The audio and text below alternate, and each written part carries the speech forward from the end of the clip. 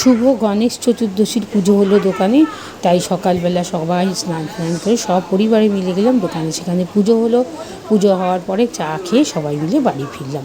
দু একটা ছবিও তোলা হলো, ভিডিও তুলে দিলাম, তাই সবার মধ্যে শেয়ার করলাম। আর পুজো খুব সুন্দর হয়েছে। বাবু যে পুজো করেনি, ওনার নাম বাবু, খুব সুন্দর পুজো করে বাবু, খুব ভালো লাগলো। আর হোমটা খুব সুন্দর হয়েছে। সবাইকে সুস্থ রাখো, ভালো রাখো, রোগ মুক্তি করো, সুবুদ্ধি দাও।